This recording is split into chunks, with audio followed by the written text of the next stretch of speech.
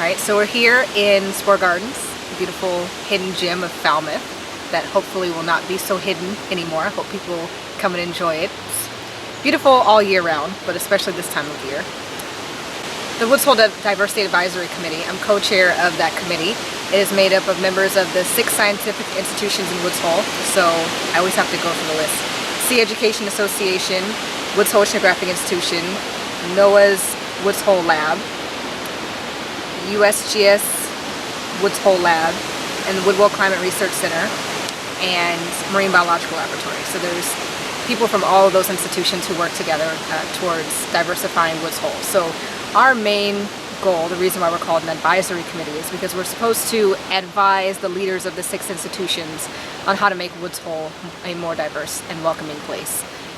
We're jokingly called the Diversity Action Committee sometimes because we actually do stuff. We host Juneteenth activities. We host the Ambrose Gerald Lecture in honor of my friend Dr. Ambrose Gerald Jr., who really spearheaded a lot of diversity work that goes on in Woods Hole. And so we're jokingly referred to as action because we actually do things. But our role is supposed to be to advise the institutions on how to make our scientific and Woods Hole community more diverse and inclusive. And in working on that committee, one thing that I've really learned is that we can do all the work that we want when it comes to the institutions, but people live in the greater Falmouth and other areas. And so it's really important that when we look at diversifying the Woods Hole institutions, that we look much broader at our community.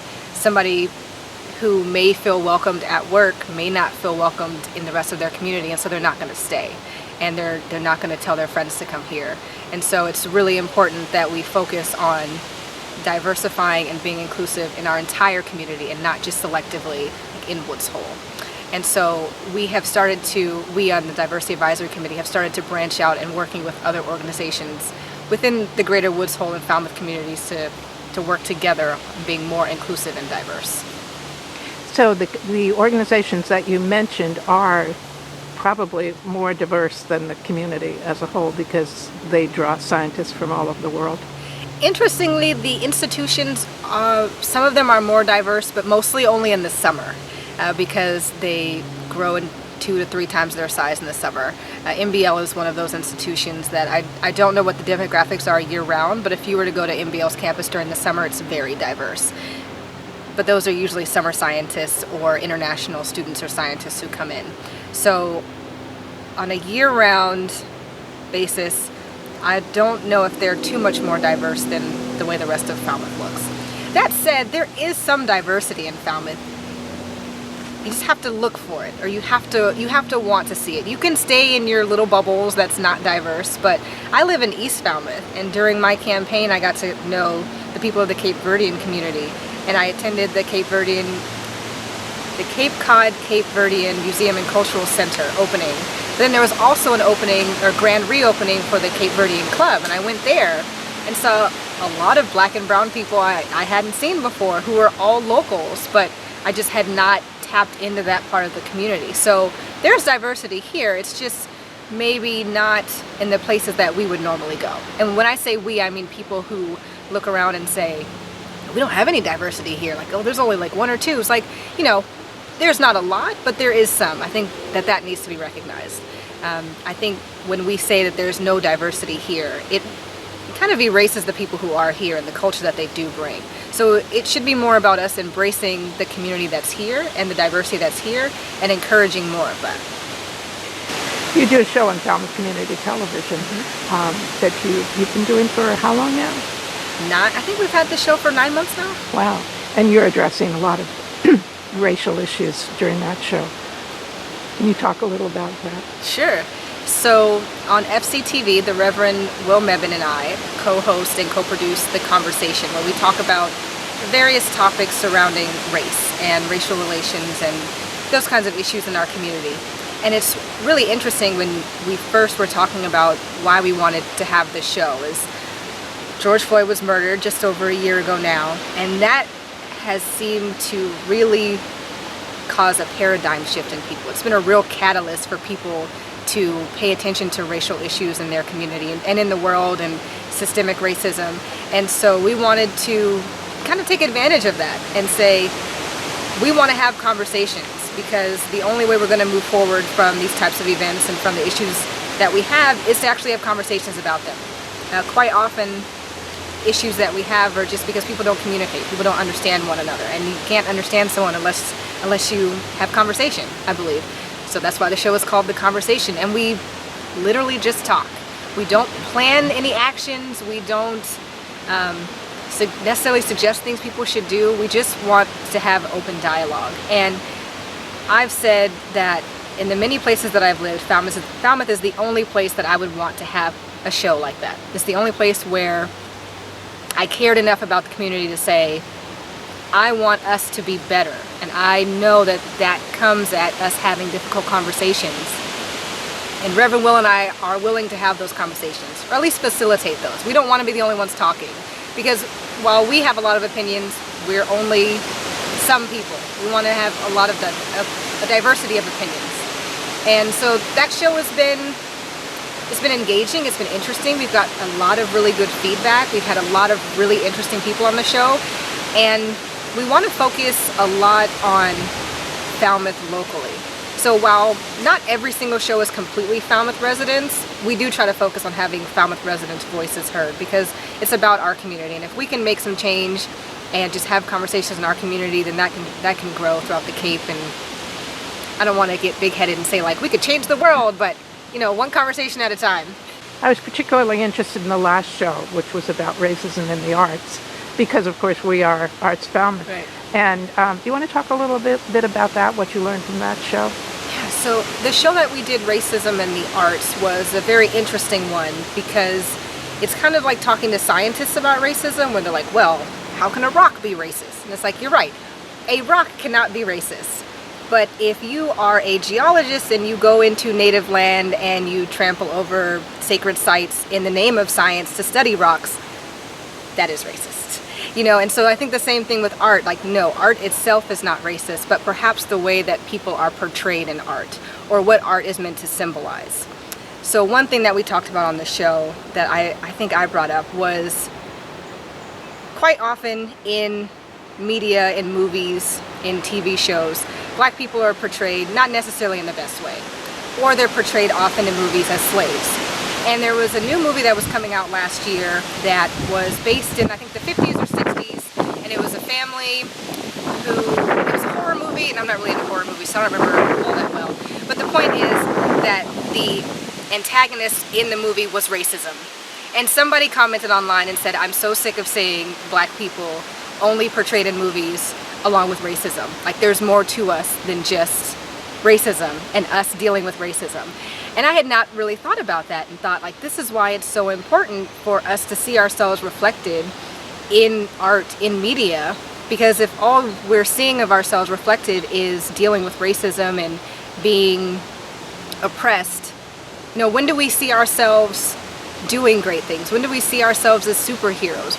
That's why Black Panther was, like, so big in the Black community. I could tell you, my husband and I love Black Panther, and, like, yes, it's a made-up movie, it's cinematography, but just the representation of seeing a community of Black people thriving and just living their best lives and having technology and having fun and just being beautiful and being Black was just so amazing.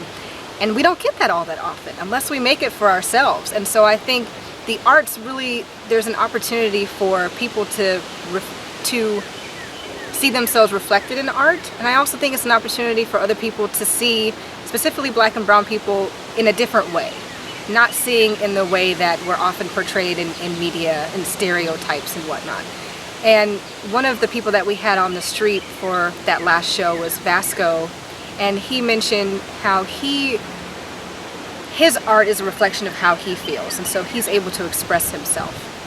And I think art, in many different ways, whether that's music or pottery or painting, to be able to express yourself and to be able to express your whole self, I think is a way that we can really embrace other cultures and embrace diversities. Let people draw how they want to draw. Let people do pottery how they want to. Allowing people to express themselves through their art allows others to see how they want to be seen. See those people as how they want to be seen, and not as how the world may say that you should be perceived. The arts play a pretty big role in the Cape Cod economy. You were recently elected to the Select Board. Do you see any role for the Select Board in promoting the arts in Falmouth? That's a great question. I think any elected official has an opportunity to promote what's important in their community, and I think that's part of being an elected official is being required to do that, is what is important to your community. If I am elected as a Select Board member, and I was elected by my constituents in Falmouth to represent them, and like you said, arts is a very important part of Falmouth, and so I should represent the arts. I should support the arts. I'm a very big supporter of local businesses and small businesses, and I think meshing the arts and small businesses is really important to our economy. And again, I think if we want to have a more diverse and inclusive community, we need to allow people to express themselves, and I think by promoting the arts we can do that. What other issues do you see your focus on the Select Board? Affordable housing is, I feel like crisis is no longer a appropriate word. I don't know what a more appropriate word would be, but it seems like crisis is not quite getting people the way that it should. If we don't manage our affordable housing crisis, we are not going to have a community anymore. If we don't have people to sustain our workforce, we are not going to have a community. If we don't have people who will work in our hospitals and our nursing homes, we're not going to have a community. If we don't have young people having children and filling our schools, we're not going to have a community. And I'm still trying to figure out how to really get people to understand that this is not a in the future or like, I don't really want to have to deal with this right now issue. This is a right now issue. It is mind-boggling to me that we are so wealthy in this community, and yet we have so many people who live in tents during the summer at the campgrounds, or we have nurses who have to move out of their year-round home and find somewhere else to live just for the summer. It is so frustrating to know that we have such a beautiful community and we're keeping people out of it for no real reason. There's the argument of we don't really have the space. No, there's plenty of places that could be renovated in town. There are plenty of lands that maybe are not quite conservation but could be built on, but we have to have the will. The community has to be willing to say, this is what we want, and go for it. And I will continue to push that agenda. Even if I next term don't get elected, I will continue to push that because it is so critical, and it's going to require a mindset shift of our entire community. What are the barriers to it? Is that it's not being promoted or it's being rejected, or both? The term affordable housing, unfortunately, has a negative connotation. That I think that's where the mindset shift has to start. When we say affordable housing, people immediately think like projects, or they think like large apartment complexes, or they think drug dealers, or there's just all these crazy things that people think of when they hear affordable housing. When we say affordable housing, we just mean somebody can't afford to live there. That's literally all it means. And yes, there's some technical terminology that comes with like grant money and state money and things like that fall into the term affordable. But really, I guess what we should say is community housing, or we should say workforce housing. Housing that the person with an average salary in Falmouth can afford.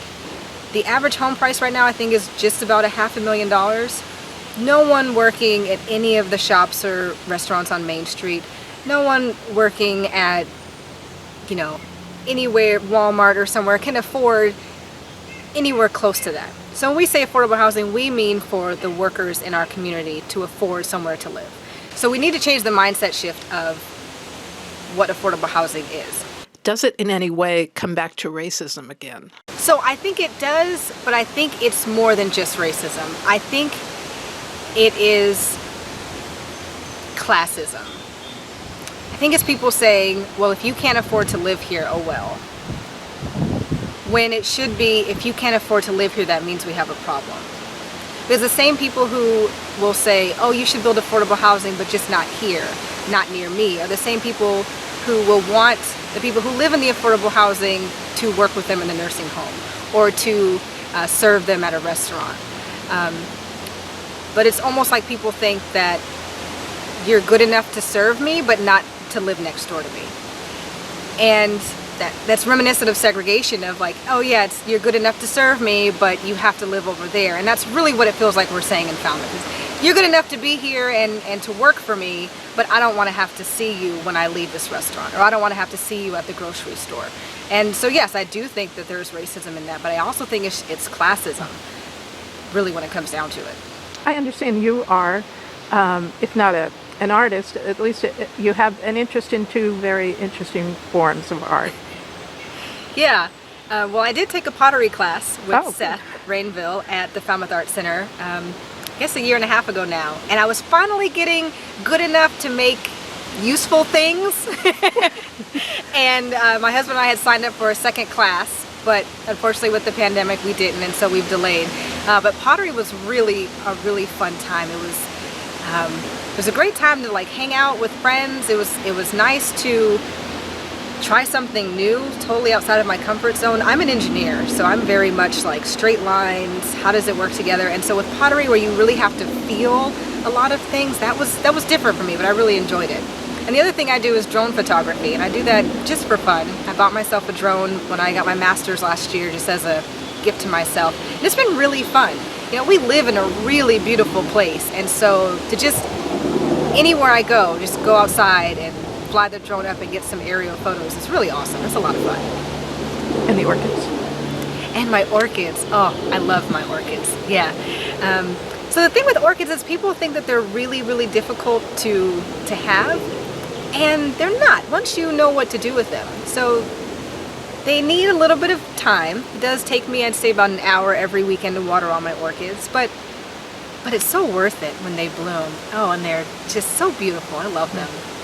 Falmouth is a really special place for so many reasons, and I think our arts is really a highlight and a special part of Falmouth. I was just at FCTV last week touring the place and realized that is a really awesome resource that we have in the community that is not taken advantage of, or not largely taken advantage of. And our art studio, where they have the pottery classes and painting classes and local artists can display their items, is really fantastic and not something that you see in too many communities. And I think it's a real gem, just like Spohr Gardens. It's a real gem that we have here in Falmouth. I hope people take more advantage of it.